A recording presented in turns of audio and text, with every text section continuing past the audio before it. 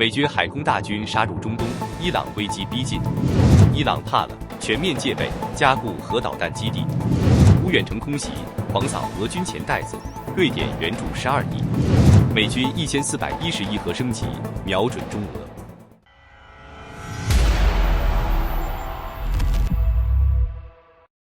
日前，美军正在中东周边快速集结海空力量。据 CBS News 报道，仅2月18日8小时内，就有超过50架美国空军与海军飞机自本土基地向东飞行，目的地包括英国、欧洲大陆以及中东周边地区。部分机群在约旦与沙乌地阿拉伯边境附近从公开雷达系统中消失。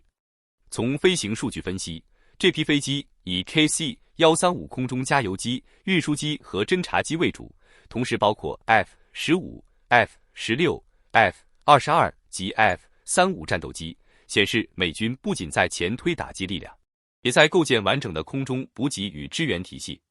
开源情报平台和飞行追踪网站显示，多架加油机与 E-3预警机已在中东空域活动，意味着美军具备持续高强度空中行动的能力。总部设在巴林的智库国际战略研究所研究员萨沙·布鲁赫曼分析称， F-16与 F-35等高速战斗机可能首先执行压制与开路任务，为后续打击扫清防空障碍。一旦空域受控，若川普下令发动空袭，重型轰炸机将承担主要毁伤任务。海上方面，美军正在形成罕见的双航母部署格局。目前，林肯号航母战斗群已在阿拉伯海待命。与此同时，原先未公开定位的福特号航母也出现在相关海域。福特号全长337米，是目前全球最大的航空母舰。其在18日短暂开启自动识别系统，显示位于摩洛哥以西海域，正向直布罗陀海峡航行，准备进入地中海。分析认为，这一主动曝光具有明显的政治与军事信号意味。一名美国官员透露，目前美军在中东已部署约13艘军舰，包括1艘航母、9艘驱逐舰和3艘滨海战斗舰，另有舰艇正在途中。双航母同时部署在该地区并不常见，上一次类似规模的部署出现在去年中东局势高度紧张时期。航母战斗群可搭载数十架舰载机和数千名官兵。林肯号舰载机联队包括 F-35C、FA-18 超级大黄蜂、E-2D 鹰眼预警机、MH-60 直升机及 CMV-22B 等多型装备。福特号同样配备 F-35隐形战机和预警系统，被美军视为当前技术最先进的海上作战平台。美国总统川普将这一集结形容为无敌舰队。他多次表示，美国拥有全球最强大的军力，必要时将采取果断行动阻止伊朗核计划。专家认为，即便伊朗采取反击行动，美国仍可动用部署在中东的海基与陆基战斗机进行防御与反制。华府消息人士透露，未来几周内美伊爆发军事冲突的可能性高达 90%。 以色列前军事情报局局长 Amos Yadlin 甚至表示，战争可能在几天之内爆发。英国皇家联合军种研究所军事科学主任马修·萨维尔指出，美国目前在区域内集结的火力规模令人瞩目，已超过大多数国家能够动员的水平。他认为，若以色列空军加入行动，整体空中打击能力几乎可翻倍提升。此外，一艘核动力潜艇所搭载的战斧导弹数量就超过英国皇家海军全部库存。萨维尔坦言，虽然火力压倒性优势明显，但其最终政治效果仍难判断。空袭或许能削弱伊朗导弹与军事资产，却未必足以动摇政权根基。前五角大楼官员迈克尔·鲁宾则表示，这是自2003年海湾战争以来美国最大规模的海军部署。他分析称，这符合川普的一贯策略，先制造高度紧张局势，以获取谈判筹码，再视情势决定是否降温。川普未必希望真正开战，但若外交失败，他显然已经准备好通过空中与海上力量瘫痪伊朗关键资产并掌控其领空。与此同时，美国与伊朗在阿曼斡旋下已举行2轮核谈判。尽管双方就谈判原则达成某种共识，但分歧依然明显。美方强调将不惜一切阻止伊朗发展核能力，伊朗则要求解除制裁。川普已公开表态，称现在是伊朗加入我们，共同完成正在推动事务的时候。他同时警告，如果伊朗拒绝达成协议，将走上一条完全不同的道路。川普强调，伊朗不能继续威胁地区稳定，否则会有坏事发生。大概在接下来的10天到15天内，你们就会知道答案。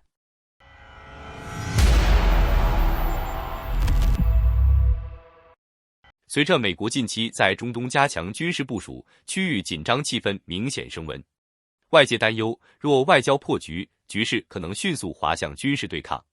同时，伊朗方面也释放强硬信号，称如果开战，伊朗有能力打击海湾地区的美军舰艇，并在霍尔木兹海峡举行军事演习。伊朗政界人士多次警告，若局势升级，不排除封锁这条全球关键能源运输通道。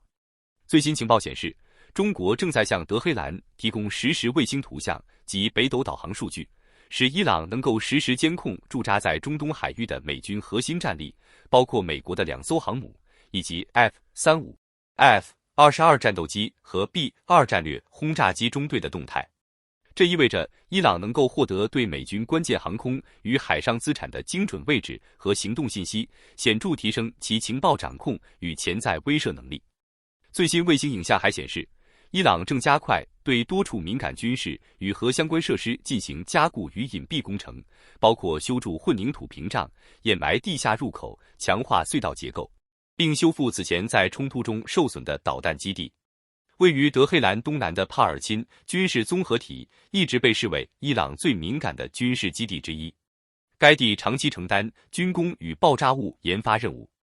根据科学与国际安全研究所的分析，这座建筑内部可能安装了一个长约36米、直径约12米的高能炸药容器。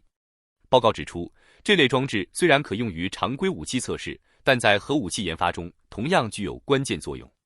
到今年2月，相关结构在影像中已不再明显可见。专家推测，新建结构可能已被覆土掩埋，以遮掩混凝土痕迹并降低空中侦察识别度。除了帕尔钦，伊朗还在修复去年6月遭美军打击的伊斯法罕核技术中心。该设施地下区域储存着伊朗相当数量的浓缩铀。1月底的卫星图像显示，当地2个隧道入口被填埋。2月初又有第3个入口被土方封堵。目前相关入口均已完全掩埋。分析认为，这不仅可减轻潜在空袭冲击波的破坏，也会显著提高特种部队突袭并夺取或摧毁浓缩铀的难度。与此同时，影像还显示，自2月10日，也就是美伊首轮间接谈判后的第4天开始，大量卡车、混凝土搅拌车及重型工程设备出现在纳坦兹核设施附近，正对2个隧道入口进行强化施工。纳坦兹一直是伊朗铀浓缩活动的核心地点，其地下设施近年来不断加深与加固。此外，伊朗还在修复此前遭袭的导弹基地，相关工程显示，伊朗正试图恢复导弹部署能力，并提高设施的抗打击水平。另外，伊朗国内也出现高度戒备迹象。多方消息称，伊朗政权已下令伊斯兰革命卫队在全国主要城市加强部署，街头巡逻频繁，重要交通枢纽、政府机构与关键基础设施周边设立检查点，安全等级提升至高位。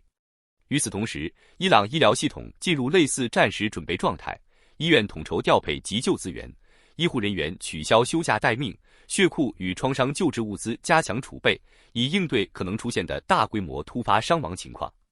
分析认为，这种全国范围内的布防，一方面是对外部军事压力的回应，另一方面也显示伊朗当局希望在敏感时刻强化内部稳定。当前中东地缘博弈加剧，美国与伊朗之间的谈判结果将直接影响地区安全走向。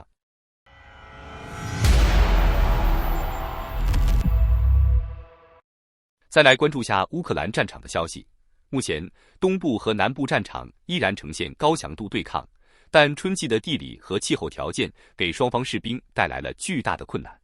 随着冰雪融化，地面泥泞厚达40至70厘米，车辆和步兵行动举步维艰，士兵们常被泥浆覆盖，心理素质稍差的还未开战就已崩溃。战壕积水无法排出，加之黑土地排水性差，形成泥潭，士兵的靴子常被泥浆吞没。相比冬季相对干燥的防空洞，春季的防空洞湿冷，融雪水不断渗透，士兵们需用各种容器接水，同时轮休时第一件事就是烤前双脚，以防皮肤病和风湿病。翻江期限制了地面机动，使得双方更多依赖炮兵与无人机交战。根据乌克兰总参最新战报，截至2月19日22点，过去24小时，乌军共歼灭俄军970人。红军城方向，乌军收复比雷茨克及周边约 10.2 平方公里区域，成功阻击俄军推进。康斯坦丁尼夫卡方向，俄军新控制 7.3 平方公里，但乌军已展开反击并收复部分街区。在扎波罗热方向，乌军收复沃罗诺耶等2处村庄。胡利亚波尔方向，乌军完全解放丹尼利夫卡、叶戈里夫卡及亚历山大斯基村。库皮扬斯克方向，俄军试图反击，阻止乌军前进。哈尔科夫方向，乌军在沃夫昌斯克一带夺回约15平方公里区域，并威胁莱曼前沿俄军阵地。在远程空袭方面，乌军持续对克里米亚及俄罗斯南部能源与军事目标进行精确打击。2月19日夜间，乌军无人机袭击了克里米亚多地，包括克什大桥和塞瓦斯托波尔军港，火光与爆炸频现，俄防空系统全天候紧张运作。类似打击也波及克拉斯诺达尔边疆区普斯科夫州的大卢基炼油厂、切伯克萨雷兵工厂及别尔哥罗德 Energo 热电厂，造成设施损毁和供电受影响。目前，俄乌两军的空袭几乎成为日常战事的一部分，但在规模与手段上仍存在明显差异。俄军空袭往往体量巨大，动辄出动上百架自杀式无人机，配合若干导弹，每隔几天就会发动一次大规模攻击。然而，由于缺乏第三方证据和视觉资料，俄军近期空袭造成的具体破坏难以确认，官方信息多依赖俄罗斯国防部的说法。相比之下，乌克兰的空袭信息更未透明，因此观察重点主要集中在乌军行动。统计数据显示，乌克兰空袭的主要目标仍是俄罗斯能源设施，包括炼油厂、油库和天然气转运枢纽，占总打击目标的 56%， 可理解为对克里姆林宫钱袋子的精准打击。乌克兰无人系统部队的活跃程度也非常惊人。该部队司令马扎尔人透露，今年前48天，部队已对俄罗斯境内及乌克兰被占领土的240多个目标实施远程打击。这还只是无人系统部队的数字，不包括其他空袭行动。近期战例中，2月16日晚，乌军在克里米亚击落了一架俄军卡27蜗牛舰载直升机。据分析，击落手段可能是无人机攻击。这或显示，乌克兰借助 SpaceX 星链建立的通信与指挥系统，使无人机在克里米亚上空可以自由作业，而俄军则失去相应能力。另一战例显示，乌克兰特种部队使用 FP-2 无人机，在克里米亚帕西奇涅摧毁了俄军伊斯坎德尔导弹仓库，并拍摄到剧烈爆炸画面。这类远程打击对乌军意义重大，摧毁一枚伊斯坎德尔弹道导弹，就相当于节省至少一枚昂贵的爱国者防空导弹。而乌军当前拦截弹储备不足，这种战术性节约至关重要。一些特别军事行动支持者曾强调俄乌空袭中的成本消耗比，认为俄军凭借昂贵防空导弹能耗死乌军，但这种观点过于片面。乌军除了爱国者系统之外，还有其他防空手段来应对俄军亚音速巡航导弹和无人机，拦截成本远低于俄军攻击手段，而俄军仍需节约关键弹药储备，用于高价值目标。此外，星链被禁用后，俄军侦察能力大幅下降，对战场态势感知能力削弱严重，这意味着即便发起攻击，也无法全面掌握前线信息。这也是乌克兰在近期一系列空袭和远程打击中持续取得进展的重要原因之一。俄军连前线实际发生了什么都无法准确掌握，更谈不上有效应对。军援部分，当地时间2月19日，瑞典政府正式批准第21批对乌克兰军事援助计划，总额高达129亿瑞典克朗，约12亿欧元，创下近期欧洲单一国家援乌规模新高，为俄乌战场态势带来新的关键变数。此次援助计划分工明确，针对性极强，其中约4亿欧元用于采购3叉戟 Mk2 防空系统，该系统擅长低空防御，可有效拦截无人机与巡航导弹，精准弥补乌军防空短板，保护城市和能源设施安全。另有5.24亿欧元用于支持乌克兰本土军工建设，重点助力远程导弹与无人机的量产，增强乌军远程打击与侦察能力，实现持续作战能力。剩余2.8亿欧元则用于调拨瑞典军方现役榴弹发射器、配套炮弹及零部件，并开展专业培训，全方位提升乌军实战能力。自冲突爆发以来，瑞典持续加码对乌援助，累计金额已超85亿欧元。作为北欧重要军事强国，瑞典依托成熟军工体系，为乌克兰提供先进装备与技术支持。本轮援助兼顾防空、远程进攻及后勤保障3大领域，既强化乌军即时作战能力，又夯实长期战斗根基。分析认为，随着装备交付和人员培训落地，乌军的防御与反击能力将迎来显著提升，对战场攻防态势产生直接影响。与此同时，乌克兰军工体系也迎来战略转型。路透社报道，乌克兰国家安全与国防委员会副秘书长戴维德·阿洛扬证实，该国已首次批准战时对外军售，预计今年军需品与服务出口规模将达到数十亿美元，并计划对军品出口征税，以充实战时财政。本月初，乌克兰战时许可证审批委员会审核了40份国防企业出口申请，多数获批。这是冲突爆发以来首次允许军用物资与技术服务出口，标志着乌克兰军工体系从全力保障前线向产能外溢、自主造血转型。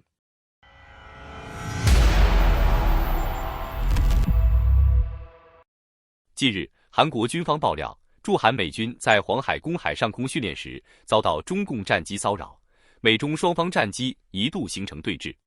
2月18日，驻韩美军约10架 F-16 Fighting Falcon 战机在黄海公海上空执行训练任务，飞行路线位于韩国防空识别区 KADIS 与中国防空识别区 KODIS 之间，未进入对方防空识别区。但随着靠近中国识别区，中共出动战机前来监视，双方短暂对峙。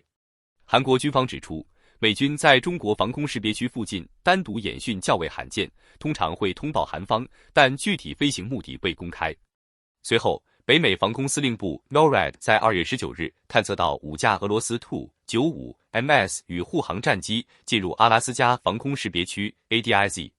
美加联军迅速出动9架战机应对，包括 F-35A Lightning II、F-16战斗机、E-33Tree 预警机及 KC-135空中加油机，全程伴飞并未触及北美主权领空。NORAD 强调，这类事件频繁发生，但出于国家安全需要，必须随时识别该区域内所有飞行器。俄罗斯则回应称，这是中立水域的例行巡航，并严格遵守国际法。这两起事件凸显出美俄中3大军事强国在关键战略空域频繁展示军力，同时也折射出全球军事博弈的新区。值得注意的是，随着美俄最后一项核心核军控协议 New START 到期且无后续安排，全球核军控进入空白期。美国军事媒体 The War Zone 披露，美国空军全球打击司令部已明确表示，那些过去因条约而被降级的核打击能力并未真正消失，而是始终维持技术条件与人员训练，一旦获得总统授权，可以迅速恢复。以陆基力量为例，现以 LGM-30G Minuteman 3洲际弹道导弹目前按照条约规定采用单弹头部署，但其原始设计本就具备搭载 MIRV 的能力。所谓 MIRV 是冷战时期核威慑体系的核心技术，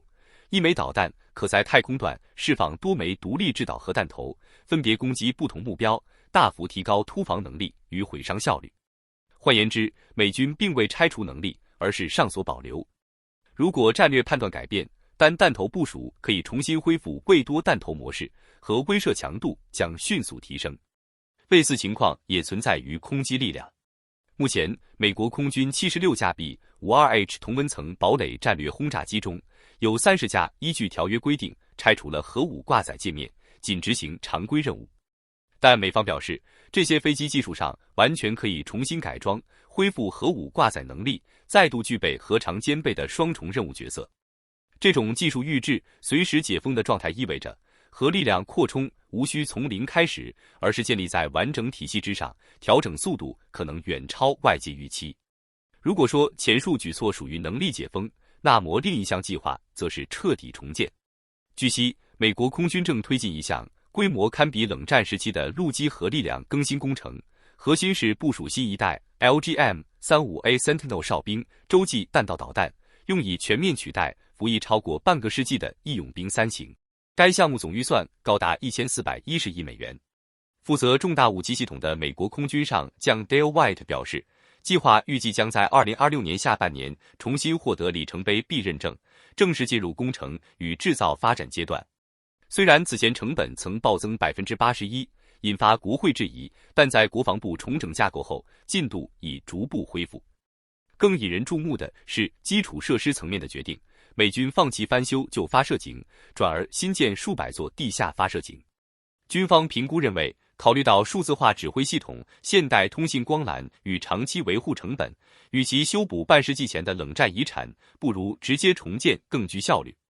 按照规划，美军将现代化约450座发射井，部署400枚哨兵导弹，并且在同步研发新型 W87-1核弹头，为新一代导弹提供匹配弹头。要知道，从解封能力到重建体系，这并非孤立动作，而是在后条约时代背景下的一体化布局。